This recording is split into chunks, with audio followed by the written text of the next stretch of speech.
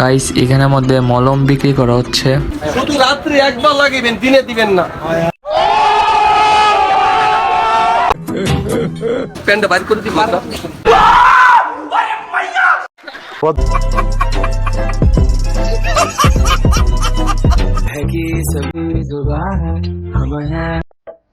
What's up guys, it's no Koshik Bonit. Welcome to my new vlog. So আসলে আপনারা ভালো আছেন।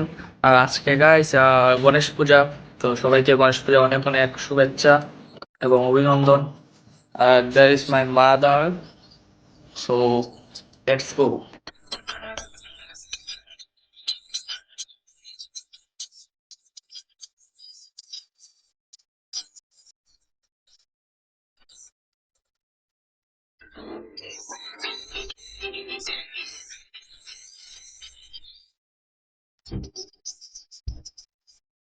So guys আমরা নোয়াহাটির পূজাটা দেখে এসেছি। আমরা হবিগঞ্জের মধ্যে গণেশ পূজা হয় না, তো দিস ইজ মাই ফ্রেন্ড। কি অবস্থা?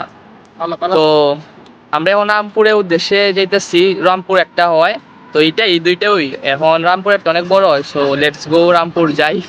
কামরাপুর ব্রিজের মধ্যে আছি এখন, সো লেটস গো।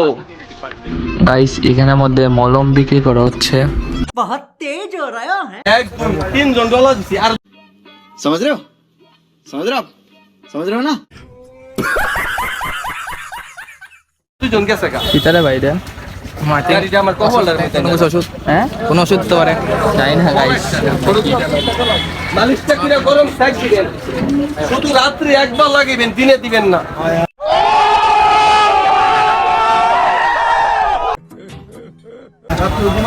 রাত্রি খাওয়া লওয়ার সময় মালিশটা পুরো গরম শাক। ভাই ব্যথা কমছে, এই জায়গায় কমছে।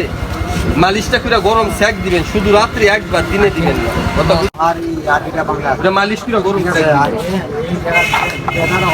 আস্তে আস্তে মালিশ করবেন। এখন যে বাইতে যে মালিশ মাথাটা কমছে না, আবার দনকে কি এই বাবা বড় 100 টাকা কমেনি। একটু দেখা তো ভাই, কিনে তো যাই ভাই। ভাই দেখো আমার সাফাল দূরের ছেলেকে বিশ্বাস করো না ভাই, আমার কথার ছেলেকে বিশ্বাস করো। মালিশটা করে একটু গরম সেক দিবেন। মাথা ব্যথা আছে বাবা, গাড়ে ব্যথা আছে, এই বুকে ব্যথা আছে, সিনা ব্যথা যদি থাকে আমার জায়গায় দ্বারা লাগাই দেন, পিছিয়ে যান। বদ্দা ব্যথা আছে, আমি জিগে ব্যথা আছে, কোন জায়গায় ব্যথাটা বদ্দা? একটু প্যান্টটা বাইর করে দিই বদ্দা।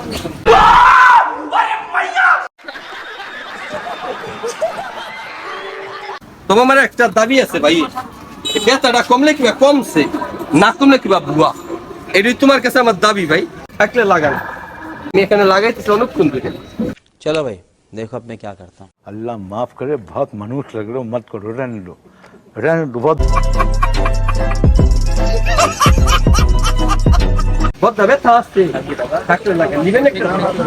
ব্যথা আছে নিবেন একটা? যদি থাকে একটু লাগাই যান। যত বড় পুরানা ব্যথা ভাই একটু লাগাই যায়, আমি লাগাইলে কম নেওয়া 2 গাইস এখানের মধ্যে একটা ওষুধ বিক্রি করতেছে, তাই নিয়ে ওষুধটা লাগানোর পরে সম্ভবত সব ব্যথা শেষ হয়ে যায়। আই ডোন্ট নো এইটা লাগানোর পরে কি ব্যথার জায়গা কি যায় না। তো তোমার কি মনে হয়?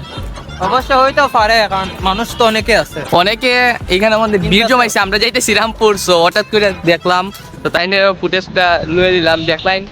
সো রামপুর যাই, তারপর দেখো।